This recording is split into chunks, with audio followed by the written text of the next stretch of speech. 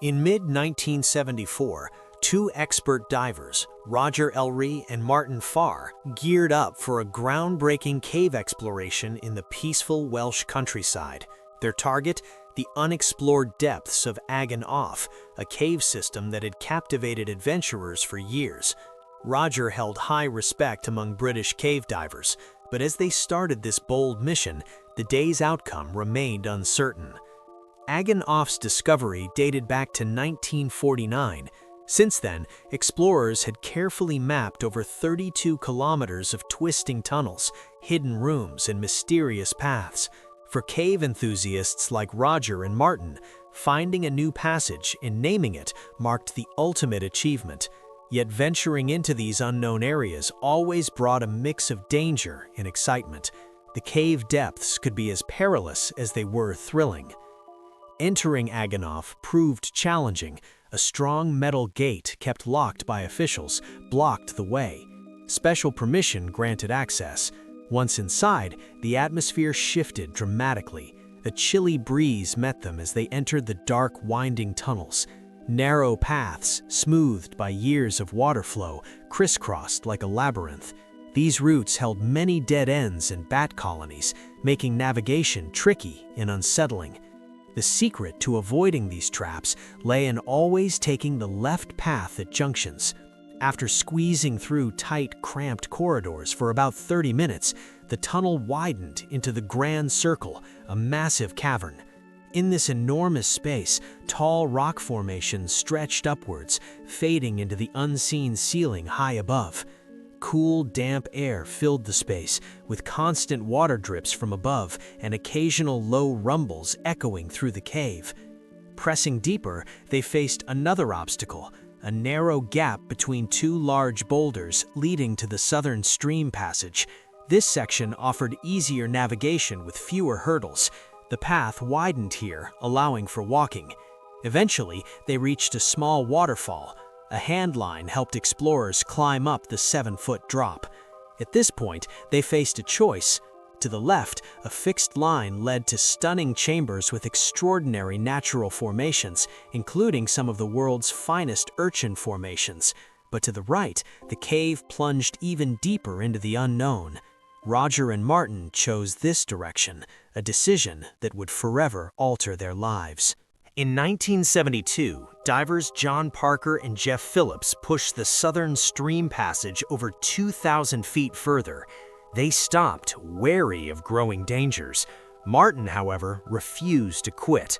He aimed to explore deeper into what he dubbed the Dream Passage. Martin had reached Parker's endpoint before, but ran out of air. His goal remained firm, to surpass all previous attempts. A month later, he and his friend Roger boldly decided to try again. The pair spent hours navigating mapped cave sections. This journey demanded intense preparation and physical toughness. Timing was crucial. They planned during a dry spell to avoid deadly flooding risks. Both men boasted impressive experience. Roger had dived caves since age 12 and led the Speleological Society in school. Yet this exploration would test their limits. After a grueling trek, they reached the dive site by the dark, still water's edge. They discussed their plan. Martin would lead, and either could turn back if needed. Submerging into the first sump, silence enveloped them. The initial 3 sumps proved manageable for their skill level, with brief rests between. The 4th sump, however, was uncharted territory. Its extent remained unknown. Martin carried a 1,000-foot line rail, far longer than previous sumps required. Roger brought a 400-foot line, relying on Martin's lead. Murky water hampered visibility. They moved slowly, but needed to speed up to conserve air for the return trip. Martin hoped this sump might lead to new discoveries, possibly a 5th sump beyond, but they couldn't assume anything. The dive grew more challenging as they pressed on. Each kick propelled them further into the unknown, their lights barely piercing the murk ahead. The weight of the water pressed in from all sides, a constant reminder of their vulnerable position.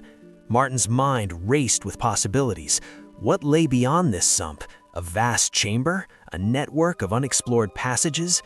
The thrill of potential discovery drove him forward, even as caution nagged at the back of his mind.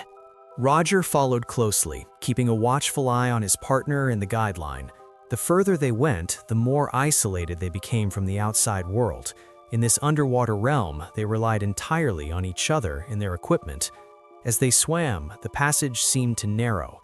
The walls closed in, creating a sense of claustrophobia that even experienced cave divers found unsettling. Yet they pressed on, driven by their shared passion for exploration and the promise of what lay ahead. Midway through the dive, Roger signaled sinus trouble. They'd faced this before, so they continued. When the discomfort persisted, Martin suggested surfacing. Roger, determined, pushed on. Their lines ran out, but the passage stretched ahead. They linked lines to dive deeper. Martin's air gauge neared the safety limit, but the urge to explore overpowered caution. About 150 feet later, just as retreat seemed necessary, hope emerged. A steep gravel bank sloping upward appeared. Excitement surged through Martin. A major discovery seemed close. He climbed higher, searching for an air pocket or new chamber. Minutes passed. Reality hit. A dead end. No surface breakthrough. Martin's air supply dwindled dangerously. Conservation became crucial for the return journey. Panic rising, Martin turned back. He spotted Roger still searching ahead. Martin signaled retreat. They'd likely reached the sump's end, but dwindling air left no room for delay. Martin hurried back, expecting Roger close behind. A pause to check revealed Roger's absence. Unable to wait, Martin surfaced, hoping for Roger's quick return. Minutes ticked by. No Roger. Concern grew. Finally, Martin made a tough call. He re-entered the water, pulling the line. It went slack. Something was wrong. The line had been cut about 30 feet past their real connection point. The situation's gravity hit hard. With his own air running low, Martin had no choice but to exit and seek help. He immediately contacted John Parker and John Elliott, both experienced divers. They alerted police and started a rescue operation. Despite tireless efforts, Roger remained unfound. To this day, Roger's body lies lost in Agonal's depths. Some theorize he got tangled and cut his line to free himself. The true events of that day remain shrouded in mystery. The cave's darkness had claimed another victim. The allure of exploration, the thrill of the unknown had led to tragedy. Martin's decision to leave weighed heavily. He knew the risks, yet the outcomes still shocked him. In the aftermath, the caving community mourned. Questions arose about safety protocols and the limits of human exploration. The incident served as a stark reminder of nature's unforgiving power. For Martin, the experience left an indelible mark. The joy of discovery now mingled with the pain of loss. He grappled with guilt, wondering if he could have done more. The cave that once promised adventure now held only sorrow. The rescue team's efforts, though unsuccessful, showcased the tight-knit caving community's dedication. They risked their lives searching for one of their own, demonstrating unwavering commitment.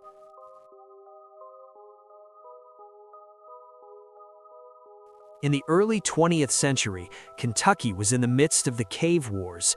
Cave owners fiercely competed to attract tourists to their underground marvels. It was a cutthroat business, with each cave trying to outdo the others in terms of accessibility and spectacle. William Floyd Collins, always on the lookout for the next big discovery, believed he could find a new cave that would draw tourists and provide financial security for his family. In late December of 1924, Floyd made a discovery that would change his life forever. Hidden deep within the rugged terrain of Kentucky was a cave known as Sand Cave. For Floyd, this was more than just a cave, it was an opportunity. The cave was located just 100 yards from a highway, making it easily accessible to tourists. Sensing the potential for profit, Floyd quickly struck a deal with the owners of the property. They agreed to give him 50% of the profits from the exploration of the cave. With this agreement in place, Floyd eagerly began his work, determined to turn the cave into a major tourist attraction. However, the cave was not yet open to the public. There was no proper entrance, which had discouraged other explorers and tourists from venturing inside, but Floyd was undeterred. For weeks, he spent countless hours digging deeper into the cave, widening the passageways and removing loose rocks. His goal was to create a suitable opening that would make the cave accessible to visitors. Finally, after days of relentless work, Floyd was on the brink of success. On the morning of January 30th, 1925, with dreams of turning the cave into a profitable tourist attraction, he set out once again to continue his work. The day was cold, with snow gently falling as Floyd made his way into the cave, a kerosene lantern in hand. The cave was still narrow and difficult to navigate, but Floyd was no stranger to these challenges. He had already managed to make significant progress, even squeezing through a tiny opening known as the squeeze, a narrow passage only 9 inches tall, yet wide enough for a child to crawl through. For most people, this would have been the end of the journey, but Floyd was not like most people. Determined to explore what lay beyond, he lay flat on the ground, tucking in his stomach to reduce his body's mass as much as possible. Slowly, he began to push himself through the tiny opening, using only his feet to propel himself forward. Floyd was the first and only person to push beyond the squeeze. As he crawled deeper into the cave, the passage was treacherous. The walls were sharp gypsum crystals that tore at his clothes and skin, making progress slow and painful. But Floyd pressed on. After what felt like an eternity, he finally emerged on the other side. The space was still cramped, but it offered enough room for him to move. Ahead of him was a ledge that dropped off into a narrow pit. Carefully, Floyd began to descend into the pit. He was excited, knowing that he was close to reaching the main cavern he had been searching for. As he made his way down, he removed loose rocks to further open the passage. At last, he reached the bottom of the pit and found himself in a large, open cavern. It was the moment he had been waiting for, the discovery of Sand Cave. Overwhelmed with joy, Floyd took a moment to marvel at his find. But his excitement was short-lived. The flickering light of his lantern reminded him that he needed to leave quickly before he was plunged into darkness. He began his ascent, carefully climbing back up the narrow pit. But while pushing his lantern through the narrow passage, it slipped, fell, and shattered, plunging him into total darkness. But this was only the beginning of his ordeal. As Floyd tried to maneuver his way out, he accidentally dislodged a loose rock that fell on his left leg, pinning him to the ground. Despite his best efforts to free himself, more rocks shifted, further trapping his body and rendering him immobile. Hours passed as Floyd lay there, helpless and alone. He screamed for help, but the sound was swallowed by the darkness. Time dragged on, and as the day turned to night, Floyd's hope began to wane. He was trapped deep underground with no way to escape. Nearly 24 hours later, Floyd's absence was noticed. 2 local property owners, Ed Estes and B. Doyle, along with Doyle's 17-year-old son, Jewel, went to check on him. They found his coat and hat near the cave's entrance, but heard no response when they called out his name. Determined to find him, young Jewel bravely ventured into the cave, eventually reaching Floyd. But the situation was dire. Floyd was buried under heaps of gravel and rock, only his torso visible. Floyd was relieved to see Jewel and quickly asked him to fetch his brothers for help. By noon, one of Floyd's brothers, Marshall, and their father, known as Pap, arrived at the cave. They found a crowd of people already gathered, drawn by the news of Floyd's predicament. Marshall, along with another man, entered the cave and began digging to widen the tunnel leading down to Floyd. But the task was difficult, and they had to be careful not to dislodge any more rocks. Soon, Floyd's other brother, Homer, arrived, distraught and determined to save Floyd. Homer had declined to join Floyd that fateful morning, and now he was consumed with guilt. Pushing through the narrow passages, Homer reached Floyd. As the hours turned into days, the story of Floyd's ordeal captured the nation. Reporters flocked to the site, including S.K. Miller, a small-statured journalist who managed to squeeze into the cave to interview Floyd. Miller's reports, broadcast over the relatively new medium of radio, brought Floyd's plight into homes across the country. The crowd outside had started several bonfires to keep warm, and the heat was causing the ice outside the cave to melt. The resulting water was seeping into the cave, making the passageway slippery and dangerous. Despite these challenges, Homer and the other rescuers worked tirelessly to free Floyd. After 4 days of effort, they were able to free Floyd's hands. They then attempted to pull him out using a rope tied around his chest, but the pain was unbearable for Floyd. He cried out for them to stop, saying it felt like he was being torn in two. Exhausted and in pain, Homer continued to remove rocks, but he eventually had to rest as more crowd gathered. What began as a desperate rescue mission quickly turned into a spectacle. Thousands of onlookers gathered, turning the site into a carnival. Prices for food and lodging skyrocketed, and the roads leading to the cave were lined with cars. The increased weight of the crowd further destabilized the cave, adding to the already immense challenges faced by the rescuers. Then, on Wednesday afternoon, disaster struck. The entrance to the pit collapsed, cutting off all access to Floyd. Miraculously, no one was inside the pit at the time, and Floyd himself was unharmed, but now there was no way to reach him. In a last-ditch effort, a team of workers began digging a shaft into the cave, hoping to reach Floyd from above. They worked for days, with only a light bulb placed near Floyd to indicate that he was still alive. But as the days passed, Floyd's condition deteriorated. He was cold, dehydrated, and exhausted. Finally, on February 16, 1925, nearly 3 weeks after Floyd had become trapped, a worker named Brenner reached him. But it was too late. Floyd Collins had died, his body still trapped in the cave. In the end, the cave became Floyd's final resting place. The shaft was filled in, and his body was left where it had been found. But the story didn't end there. Months later, Homer returned to the cave, determined to give his brother a proper burial. He had the shaft reopened and Floyd's body removed, finally laying him to rest above ground. Subscribe our channel if you liked our content. With that being said, I'll see you for the next one. William Coughlin, a 27-year-old nature lover, thrived in the great outdoors.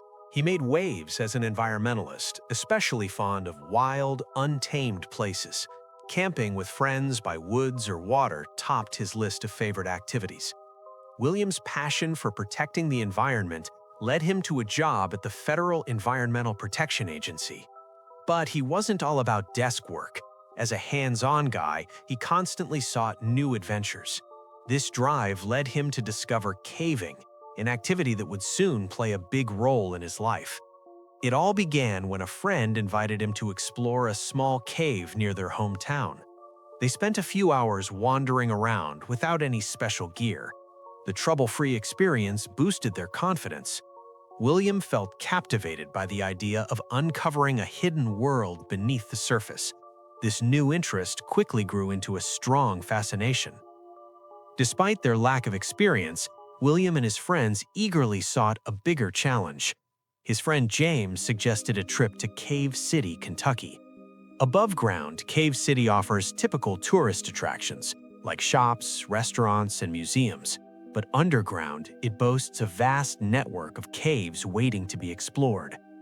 Among Cave City's many caves, they chose Buzzard Roost Cave. The brochure made it look the most exciting.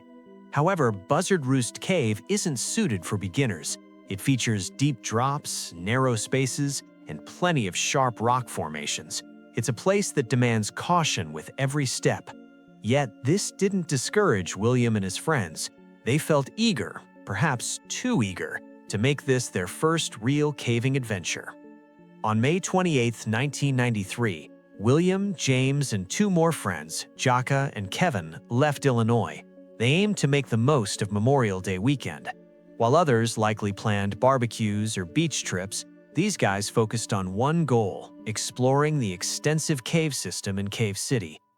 Upon arrival, they snagged a brochure showcasing two public tours. The first, a historic tour, offered a safe, guided walk through the cave's more accessible parts. The second, a wild cave tour, promised more adventure, involving crawling and squeezing through tighter spots. They naturally picked the historic tour as a warm-up before starting. All three had to sign a waiver. This form basically said, if something goes wrong, you can't blame us. They signed without hesitation, perhaps too confident in their safety. The cave's dangers weren't clearly explained before they signed. They trusted the tour guide and operators to keep them safe. It's worth noting that in 1998, Kentucky passed a rule protecting cave owners from lawsuits if they don't charge for exploration. Different rules apply if they do charge. William and James knew of risks, but let curiosity win. Kevin, however, chose to stay above ground. The historic tour proved easy, a casual walk through the cave with their guide, Dave Harden. Afterward, William and James craved more intensity. The wild cave tour beckoned, so they signed up with 4 others. The guide handed out another waiver for everyone to sign. Each person received 2 flashlights, and the guide stressed sticking together until the tour's end. The guide warned of dangers ahead, but it's unclear if anyone truly heeded these warnings. Their excitement for the long-awaited adventure overshadowed caution. As they prepared to delve deeper, they noticed a lack of helmets, extra supplies, or multiple light sources. Experienced cavers would recognize these as essential, especially in a risky cave like Buzzard Roost. Once inside, excitement hit hard. William and James loved every twist and turn, their thrill mixed with a touch of fear, keeping adrenaline flowing. Everything seemed smooth as they reached the halfway point. The cave's darkness enveloped them as they pressed on. The air grew thicker and the passages narrowed. William and James led the group, their enthusiasm pushing them forward. The guide's warnings faded into the background as they focused on the thrill of exploration. Suddenly, the path split. Without hesitation, William and James chose the tighter route, assuming it led to more exciting discoveries. The others followed, trusting their judgment. As they squeezed through the narrow opening, the cave seemed to come alive with echoes of their movements. Little did they know, this decision would test their limits. The passage grew increasingly challenging, demanding more strength and agility with each step. The tour's second half revealed its true nature. The guide led them through a tight spot to a 30-foot hanging cable ladder with wooden rungs. This marked their first real challenge. After descending, they crawled briefly before reaching a 20-foot ladder squeezed between narrow rock walls. Eager to capture the moment, William decided to photograph the group navigating the ladder. The guide explained the safest descent method, but didn't specifically instruct them to face forward, unlike previous ladders. As William moved for a better angle, he unknowingly stepped onto an unstable ledge. It gave way under his weight, sending William plummeting 50 feet into the cave. The fall was severe. William hit his head on the cave floor, knocking him unconscious.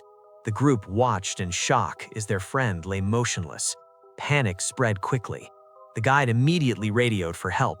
Desperately seeking assistance, William started regaining consciousness, but he was in bad shape, disoriented, in extreme pain, and bleeding heavily. The group tried comforting him, but the gravity of their situation sank in. They were deep in the cave, with limited resources and a long way ahead. Time crawled as they awaited the rescue team. Each minute felt endless. William, though awake, grew weaker, his condition visibly worsening. The guide kept assuring them help was coming, but tension filled the cave. After what felt like forever, they heard the distant sounds of the approaching rescue team. The guide maintained constant communication, updating them on William's condition and the cave's layout. The rescue crew, properly equipped, carefully navigated the tight spaces and ladders, finally reaching William. The rescuers quickly assessed William's injuries and stabilized him for transport. They faced the daunting task of moving him through the narrow passages and up the ladders. Every step required extreme caution to avoid worsening his condition. What started as an exciting adventure had turned into a life-threatening ordeal. Finally, after hours of careful maneuvering, they reached the cave's entrance. Emergency medical personnel waited to rush William to the hospital. The rest of the group emerged shaken and exhausted, grateful to see daylight again. The rescue team swiftly checked William's state and knew they had to move fast. They secured him on a stretcher and started the tough job of getting him out. They moved slowly and carefully to avoid hurting him more. His friends, once excited, now followed with heavy hearts. Their fun trip turned scary, but the harm was done. William's thrilling trip had become a nightmare, and despite the rescue team's hard work, he died the next day. In Georgia's Gagra Mountain, 4 of the world's deepest caves hide the Veryovkina Cave. It stands out not just for its depth, but how hard it is to explore. It's so tricky that teams usually spend months planning before they go in. Since its discovery in 1968, no one has ever tried to go solo. It's not just a bad idea, it's unheard of. Exploring Veryovkina is a team job. The cave has 6 camps where explorers can rest and eat, but no matter how you slice it, the 7,250-foot drop is tough. It takes about 3 or 4 days to go down and the same to climb back up. Enter Sergei Kozelev, a 37-year-old from Russia's Valois-Soy district. He wasn't your typical daredevil, but he loved adventure. He first heard about Veryovkina, a cave in his village. The last team to go down there was in September 2018. They were Russian cavers from the Perova Spelio team. They made it down 6,900 feet before a flood forced the turnback. But Sergei, who had just started caving as a hobby, wasn't scared. If anything, he was curious. Sergei needed a challenge. He was going through a bit of a life crisis, looking for something to give his life meaning. The idea of exploring Veryovkina Cave seemed perfect. It was a chance to push himself to the limit. For months, Sergei studied the cave, looked at maps, and got ready. He was careful in his planning, but there was one big problem. He was going alone. On Halloween night 2020, Sergei casually told his wife he was going on a trip to the mountains the next day. He didn't say much, just that he was looking for the meaning of life and would be back soon. On November 1st, he got in his car and drove to Abkhazia, Georgia. Most groups get official permits to explore Veryovkina, but Sergei skipped that step. He was going in secretly, using maps and info he found online from past trips. Sergei reached the cave's entrance and saw a big, dark hole in the ground. The rocky cliffs around it made it look scary. He couldn't see much inside, just a deep, dark pit. But Sergei wasn't scared. He was ready with his camo overalls, hiking boots, and climbing gear. He tied a rope to a strong rock and started going down. The first 1,300 feet were really hard. Sergei knew he had to be careful. It was mostly straight down, but he also had to crawl through tight spaces and go around big rocks. Sometimes he had to swim through cold, muddy water and deep holes. After hours of hard work, he made it to the first rest stop at 1,247 feet. Tired but happy, Serge took a break. His phone said he was at Camp 1300. He changed his wet clothes and ate some food. He was surprised to find stuff left by the Perovospo team. They had to leave things behind because of the flood, so Sergei used what he could. After resting, Sergei kept going. His next stop was Camp 1000, 1,969 feet from the surface. This part was easier, but he still had to deal with tight spaces, slippery climbs, and more cold, muddy water. When he got to Camp 600, he was really happy. This camp had more stuff, like cooking gas, food, and even a makeshift toilet. Best of all, there were sleeping bags, so Sergei could get some good sleep.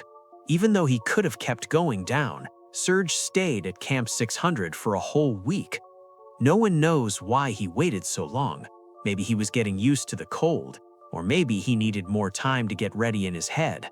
Whatever the reason, after a week of rest, Sergei was ready to go to Camp 1000, which was 3,280 feet from the surface. Sergei, when he went deeper into the cave, he started feeling really cold. Around 2,600 feet down, it got super chilly, between 4 and 7 degrees Celsius, and very damp. Without a wetsuit to keep him warm in the cold water flowing through the cave, Serge was in trouble. He could have gone back to get warmer clothes, but he had a big problem. He forgot his clamps and stirrups, which he needed to climb back up. He had no choice but to keep going down, feeling less hopeful. Serge pushed onto Camp 1000, fighting the cold all the way. When he got there, he thought he might find some gear to help him climb back up, but after looking around, he found nothing. No wetsuit, no stirrups, nothing at all. Tired and upset, he fell down, knowing he was stuck. His only hope was to make it to the next camp at 4,430 FT, but he was getting weaker fast.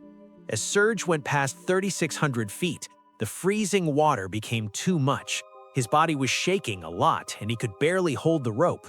By the time he reached 3,600 feet, he couldn't go on. He couldn't move his hands or legs, and his body was giving up. He was too cold, and Serge knew he was dying. In his last moments, he let go of the rope and fell into a deep sleep, never to wake up again. Sergei's wife, used to his solo trips, didn't report him missing for weeks. 9 months later, in August 2021, some cave explorers found a rope going into Vorovkina, a cave. Worried that someone might use the rope by mistake, they followed it down and found Serge's body. They used his phone to confirm who he was through an app for missing people. Getting Serge's body out of the deep cave was really hard. It took 100 climbers to do it, but when they saw how deep and tricky the cave was, they knew they couldn't just pull his body up in one piece. With his wife's okay, they had to cut up his body and bring it up bit by bit. After days of work, they finally brought Serge's remains to the surface on August 16, 2021. It was a sad end to an adventure that Sergei hoped would give his life new meaning. Instead, it showed how dangerous extreme exploring can be, especially when done alone. Marcin K. lived life on the edge, always seeking adventure. Cave diving captured his heart like nothing else. He once told his mom that if he died cave diving, he'd go out doing what he loved most. This statement worried his mom, Barbara, who felt nervous about his diving passion. She had heard many stories of divers not returning from their underwater expeditions. Still, she understood that diving gave Marcin a unique sense of peace and joy. Diving wasn't Marcin's only interest. He worked as a network engineer at Live South Community Blood Center in Gainesville, Florida for 6 years. He balanced his day job with his love of underwater adventures. Marcin also enjoyed surfing and even tried skydiving. But the ocean, especially the hidden world beneath its surface, remained his true love. Marcin's love of water ran in the family. His father's service in the Coast Guard sparked Marcin's early fascination with swimming, surfing, and diving. This connection with the ocean led him to join KUST Underwater Research, a nonprofit organization exploring deep, dangerous areas, gathering valuable data for scientific research. Florida, with its network of over 400 underwater caves, served as the ideal base for KUST. While known for its beaches, Florida's underwater cave systems offered a different kind of attraction for Marcin and his fellow divers. The Weeki Wachee Springs held a special allure. Tourists knew it for its mermaid shows, but experienced divers saw it differently. Beneath the mermaid performances, a dangerous cave system existed, a place too risky even for the trained performers. Exploration of the Weeki Wachee cave system began in the late 1990s. Strong water pressure at the entrance made it challenging for even seasoned divers to enter.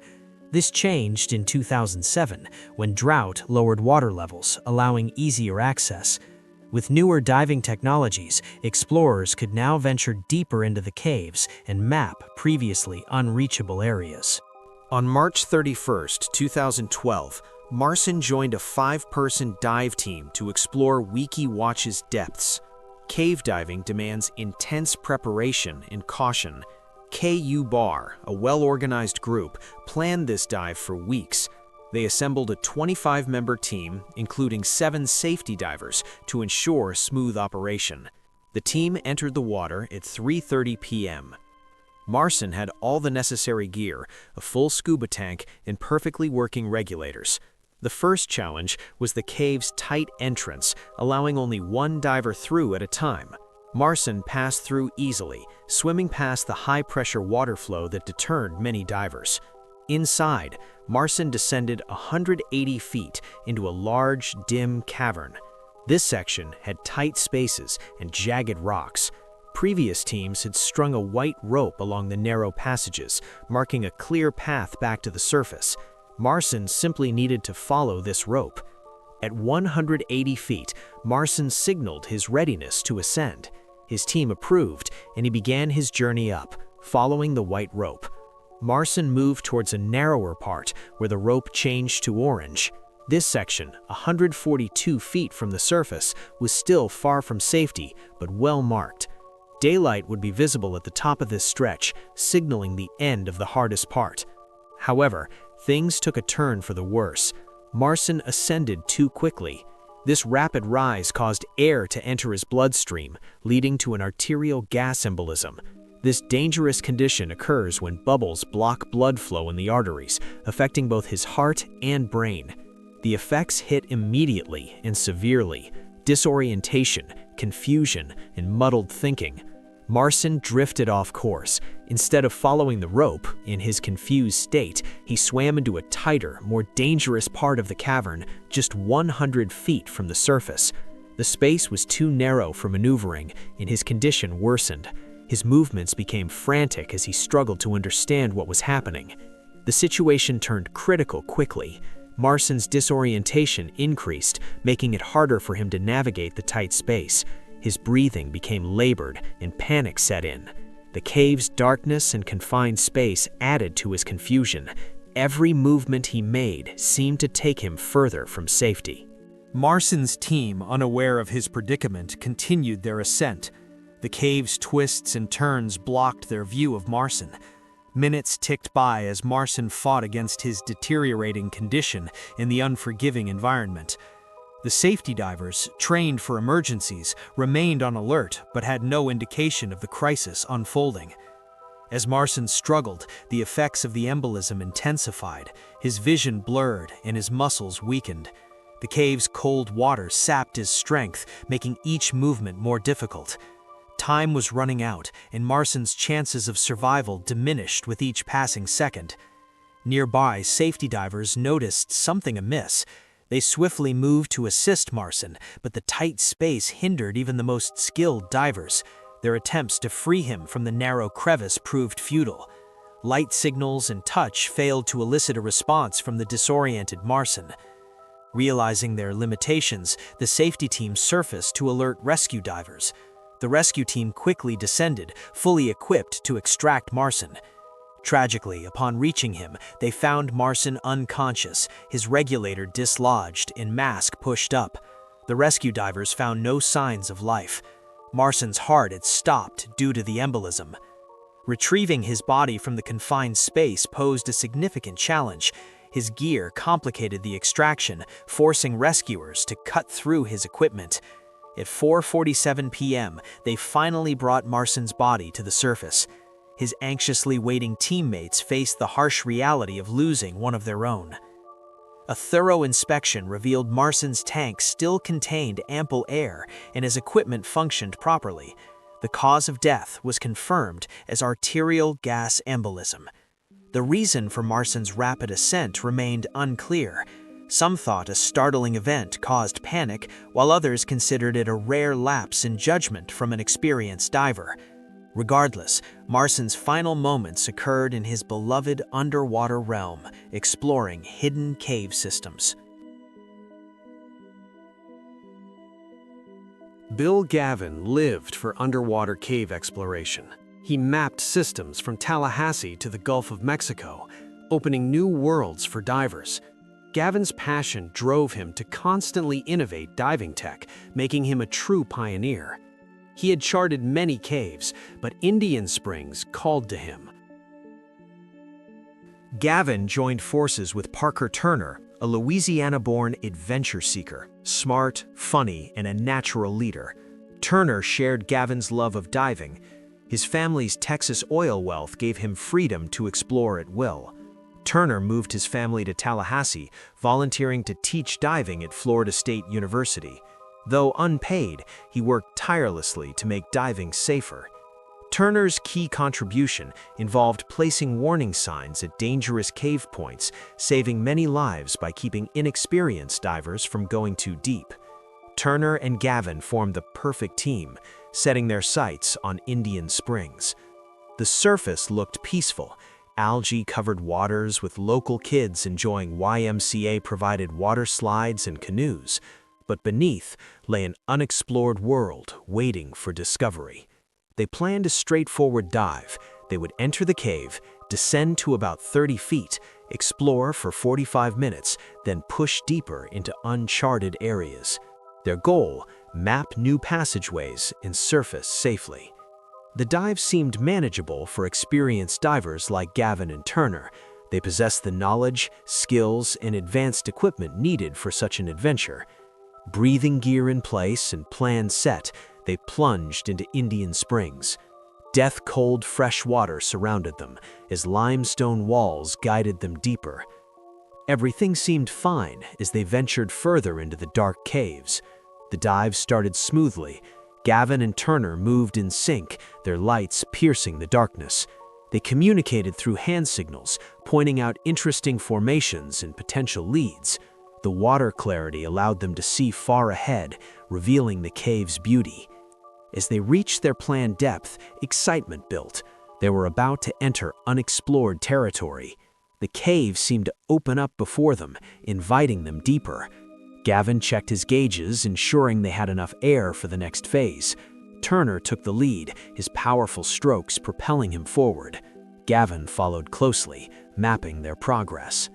The cave walls narrowed, forcing them to swim single file. The limestone formations grew more interesting, creating a maze-like environment. The support team began their climb. As time ticked away, these divers had to help Gavin and Turner on their return. They needed to decompress, a process that safely reduced the pressure on their bodies from being underwater. Skipping decompression could lead to severe health problems or even death. The gases absorbed during the dive might form dangerous bubbles if they surfaced too fast. As the support team decompressed, something unexpected occurred. A strong current stirred up silt and sand near the cave entrance. The once clear 80-foot visibility dropped to almost zero in moments. Gavin and Turner, deep inside the cave, had no idea their exit was now blocked by swirling sand and debris. They were trapped with no visibility. At this point, they'd been underwater for about 70 minutes with only 35 minutes of air left. Instead of panicking, these seasoned divers knew they had to find a way out quickly. Indian Springs was known for its challenges, but what happened next shocked everyone. As support divers waited, Dr. Doran Naff, a cave diving expert, investigated the sudden change. Despite years of studying underwater caves, even Naff was amazed by the sheer scale of debris blocking the entrance. A mudslide had occurred. The cave's limestone ceiling collapsed, sending rocks and debris into the water. This underwater landslide blocked the exit, isolating Turner and Gavin from their support team. Time was running out fast. The support team, led by Lamar English and George Irvine, faced a tough choice. After the collapse, they could either dig through the debris to free Gavin and Turner or surface for more help. Unsure of the amount of debris, English and Irvine chose to surface, a decision that would haunt them later. Deep inside the cave, Gavin and Turner's air supply dwindled, but hope remained. Before the dive, the team had placed an arrow marker 500 feet from the entrance as a guide. Finding it might lead them to safety. Dr. Naff and his team spent years investigating the collapse's cause. They discovered that bubbles created by Irvine during decompression had altered the water's buoyancy, leading to the limestone ceiling's collapse. This phenomenon, never before recorded in diving history, took over 20 years to fully understand. The silt rose, the world went black, the tank was stuck, he was running out of time. He finally broke free. The situation grew more intense with each passing moment. Gavin and Turner's experience was put to the ultimate test as they navigated the dark, debris-filled waters. They relied on their training, staying calm and conserving air while searching for the arrow marker. The support team on the surface scrambled to organize a rescue effort. They gathered additional equipment and called for backup from other experienced cave divers in the area. Every second counted as they prepared to re-enter the treacherous waters. Inside the cave, Gavin and Turner moved slowly, feeling their way along the walls. They knew that rushing could lead to mistakes, potentially using up their limited air supply faster. They communicated through touch signals, reassuring each other in the pitch-black environment. As the minutes ticked by, the tension mounted both inside and outside the cave. The rescue team prepared to face the unknown dangers of the collapsed entrance, while Gavin and Turner fought against time in their dwindling air supply. The events at Indian Springs would forever change cave diving practices and safety protocols. The unexpected collapse served as a stark reminder of nature's unpredictability and the risks inherent in exploring the underwater world. Gavin and Turner finally spotted the arrow marker, but their troubles persisted. The murky water limited their vision to mere inches, making it nearly impossible to locate the exit. Their air supply dwindled dangerously, leaving them with few options. They used a diving slate to communicate. Turner wrote a simple, chilling message: "What now?" Gavin, despite his extensive cave exploration experience, felt lost. He replied, "Stay put. I'll check around." Gavin swam towards their previously placed gas tanks, finding one almost empty. Upon returning, he discovered Turner had vanished. Gavin faced a grim situation: alone, out of air, and without a clear exit path. He made a final desperate search. Miraculously, he found another line attached to the permanent cave line. Following it, he discovered a small opening that English and Vine had overlooked. Squeezing through with his last breath, Gavin reached the decompression tanks. He had survived. Turner wasn't as fortunate. On November 17, 1991, Parker Turner, a man who had saved countless lives, lost his own in Indian Springs. Despite Gavin and the support team's efforts, they found Turner's body just 30 feet from potentially life-saving tanks. The diving community reeled from the tragedy. Some blamed Irvine for the collapse, while others suspected faulty equipment. Dr. Now's research eventually absolved Irvine. The disaster resulted from an unpredictable interaction between bubbles and buoyancy. Turner's death devastated the community, but his legacy endured. His contributions to cave diving safety and exploration remained etched in the minds of divers worldwide. Gavin continued his work, forever marked by the day Indian Springs claimed his friend. In the aftermath, the diving community rallied together. They reviewed and updated safety guidelines, improved equipment standards, and increased training requirements. Turner's experience and dedication to safety became a cornerstone of these new protocols. Gavin, deeply affected by the loss, became an advocate for cave diving.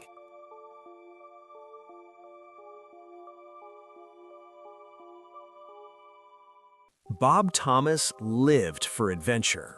He cheered for the Houston Astros, dove into deep seas, and binged nature shows on Discovery. His wild spirit went beyond the usual. He climbed mountains and tackled tough rock faces before becoming a master diver. But Bob's first big adventure came in the U.S. Navy, where he served from 1987 to 1993. After that, he moved into IT work. Still, Bob never lost his love for excitement. On Facebook, Bob called himself an IT architect, conservationist, and diving fanatic. His photos showed a life full of action and nature shots with dive buddies, his girlfriend, and himself in full scuba gear. For Bob, diving wasn't just a hobby. It had become part of who he was. His friends said that for over 20 years, diving came as naturally to Bob as breathing. everything changed on November 19, 2017. While most people prepared for Thanksgiving, Bob had other ideas. That Sunday, he decided to go for a quick dive, something he'd done many times before. His plan was simple: dive, then head to his girlfriend's house for a party. That morning, Bob left home and met two diving friends, a man and a woman. They went to Tilly Foster Iron Mine in Putnam County, New York, near Brewster Station. Tilly Foster Mine had an interesting past of discovery and tragedy. Named after Tilly Foster, the mine started in the early 1800s as a busy mining spot. By the late 1800s, it had become a huge open pit over 400 feet deep, with room to grow. Sadly, in 1895, part of the mine caved in, killing 13 workers. This event ended mining there, and soon after, the reservoir flooded the pit, turning it into an underwater cave. Bob's interest in Tilly Foster Mine went beyond its tragic past. He had a personal mission.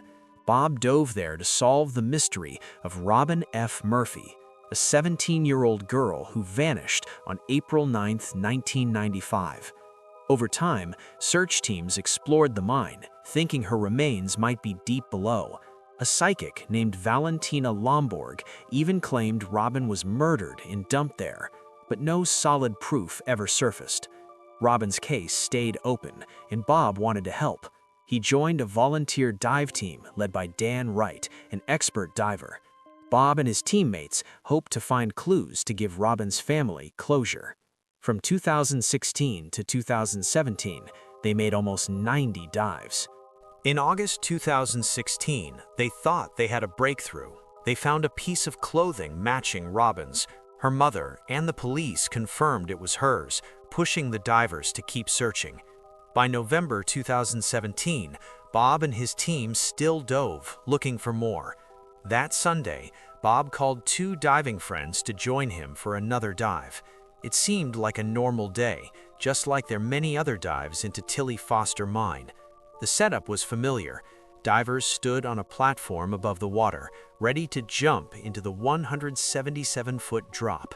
Bob came prepared with his scuba gear: tank, regulator, heated wetsuit, mask, fins, and other essentials.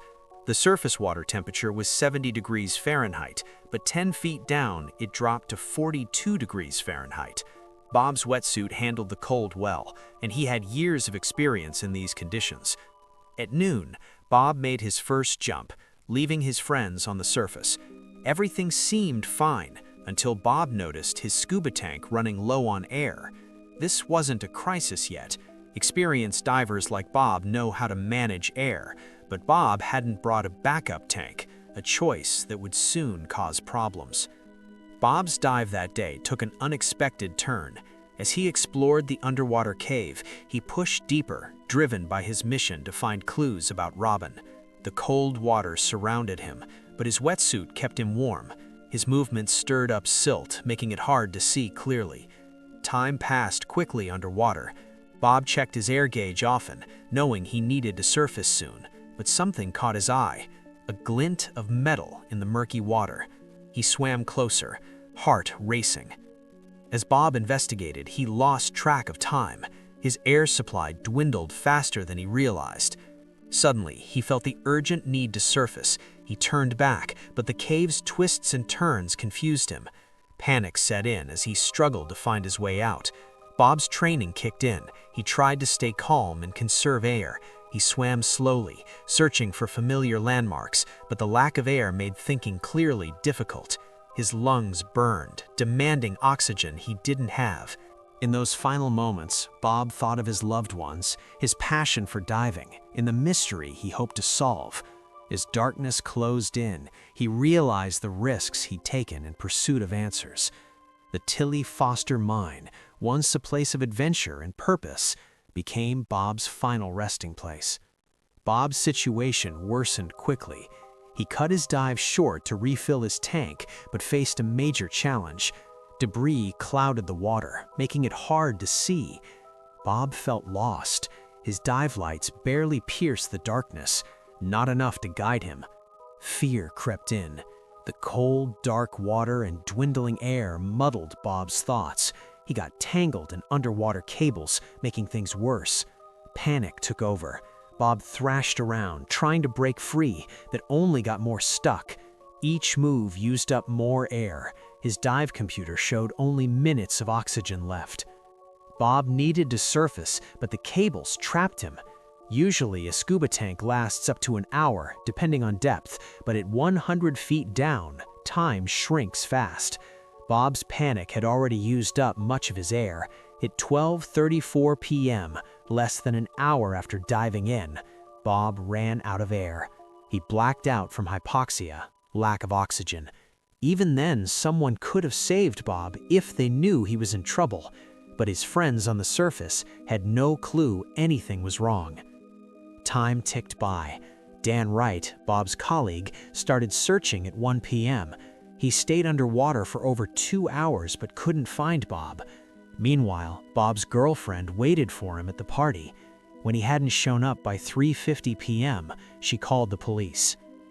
The search for Bob started right away. Local fire department divers and state police joined in. They used high-tech sonar and cameras to search the mine. The next day, at 12:55 p.m., they found Bob's body. He was still tangled in cables, 171 feet below. Officials ruled his death an accident. Months later, people placed a memorial stone to honor Bob. It stood as a tribute to a man whose love for adventure ultimately took his life. His death reminded other divers of the dangers lurking in dark waters. The search team's discovery brought closure, but also deep sadness. Bob's friends and family mourned the loss of a brave, caring man.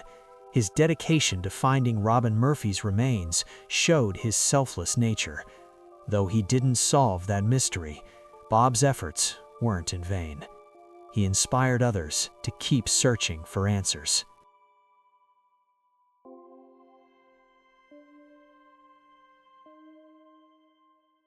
In summer 2014, 4 friends set out on a life-changing journey to Spain's Costa Brava region. Their target? The notorious Cadle's Arc cave system, nicknamed Cave of Caskets due to its deadly past. Though small, stretching only 262 feet, the cave system had a reputation for being unpredictable and treacherous. Its entrance lay hidden 23 feet below the Mediterranean surface in clear, calm waters that seemed deceptively welcoming. Far from scaring the group, the cave's infamy only fueled their excitement. On July 19, 2014, Ricard Dionisio and an unnamed friend geared up for their big adventure. The 4th member stayed on the boat as a safety measure. This dive wasn't a spur-of-the-moment decision. The group had spent months planning, studying cave maps, talking to local experts, and practicing emergency drills. It wasn't just about thrills. They had worked hard toward this goal. As they slipped into the cool water, their minds buzzed with anticipation for what lay ahead. Before entering Cadle's Arc, the trio explored nearby caves, testing their gear and getting familiar with the underwater landscape. The clear waters and stunning rock formations gave them a taste of the beauty awaiting them. Everything seemed to go smoothly, until it didn't. As they neared Cadle's Arc's entrance, the 3rd diver spotted something alarming. There was no guideline rope marking their path, and thick silt covered the cave floor. These 2 factors spelled danger. Without a guideline, they had no clear route back to safety, and the silt could easily cloud the water, causing disorientation. Trusting his gut, he made the tough call to abort the dive. Ricard and Dionisio, however, pressed on. They had come too far and prepared too long to turn back now. Their adventurous spirit and desire to push limits overpowered their caution. They watched their friends swim to safety, but for them, the cave's mysteries proved too tempting. They ventured deeper into the cave.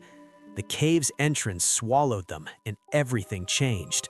Darkness enveloped them, and an eerie quiet settled. Their lights pierced the black, revealing walls adorned with intricate rock patterns. Centuries of nature's work had shaped these formations. The sight amazed and frightened them at once. The deeper they swam, the more reality sank in. They were far below the surface with limited air. The danger of their unexplored surroundings weighed on them, yet their love for discovery pushed them forward. They wanted to see what waited beyond the next turn. At the cave's deepest point, disaster struck. As Ricard and Dionisio started to ascend, their fins disturbed the fine silt on the floor. The clear water turned into a murky cloud in a blink. They lost all sight. They found themselves trapped in a disorienting haze, directionless, where still they had no guideline rope to lead them back. The gravity of their situation hit them hard. Fear gripped them as they grasped how dire things were. Their air was running out fast. They couldn't wait for the silt to settle. Every minute spent in the depths used up their precious oxygen. Time slipped away, and their chances of survival dwindled rapidly. Just as hope seemed lost, a faint glow appeared in the distance. It was a slim chance, but their only one. Desperation fueled their movements as they swam toward the light, clinging to the hope of safety. As they neared, they found a narrow crack in the cave wall, just wide enough to squeeze through. On the other side, they entered a parallel cave system, and more importantly, an air pocket. For the first time in what felt like forever, Ricard and Dionisio breathed without their gear. They removed their equipment and gulped air, thankful to be alive. But safety was still far off. The air pocket offered only temporary refuge. As they breathed, carbon dioxide built up in the small space, soon making the air toxic. They needed to find a way out, and fast. Their minds raced, searching for a solution. The cave's twists and turns had disoriented them completely. They had no idea which direction led to the exit. The thought of venturing back into the water filled them with dread, but staying put meant certain death. They faced an impossible choice: risk drowning in the murky waters or slowly suffocate in their temporary haven. Their friend on the boat acted fast. When Ricard and Dionisio didn't surface on time, he called for help. By 11 a.m., a big rescue mission started. Corporal Fernando Ayer from Spain's Civil Guard led the effort. He gathered skilled divers and talked to local experts who knew the cave well. But everyone knew this wouldn't be easy. Cadell's Ark had a bad reputation for being tricky and dangerous. As hours passed, things looked worse for Ricard and Dionisio. Their safe spot was turning deadly. The air they breathed was becoming poison. Their bodies got cold and dry, making them weak and tired. Ricard struggled more from the start. He couldn't stay up anymore. Too weak to fight, he sank under the water. Dionisio was now alone. He held on, wanting to live for himself and for Ricard. His will to survive kept him going. The rescue team pushed through the muddy water. The dirty water meant they were on the right track. Unlike Ricard and Dionisio, they had a rope to guide them back. When they squeezed through the small crack, they saw a sad sight. Ricard floated lifeless in the water. Dionisio barely held on to a rock, almost passed out. He was so tired and confused that he didn't want help at first. Time was running out fast. Corporal Ayer took a risk. He brought Dionisio's friend from the boat into the cave. He hoped seeing someone familiar would help Dionisio. It worked. When Dionisio saw his friend, he seemed to wake up. Hope came back to his eyes. With some gentle words, the rescuers got Dionisio to work with them. They gave him medicine to calm him down and brought him up. Dionisio became the first diver in Spain to live through such a scary event. They brought Ricard's body out soon after. The diving world felt sad about his death. His name joined the long list of people who died in Cadell's Ark. The cave had claimed another life. The rescue showed how dangerous cave diving can be. It also showed how brave and skilled rescue teams are.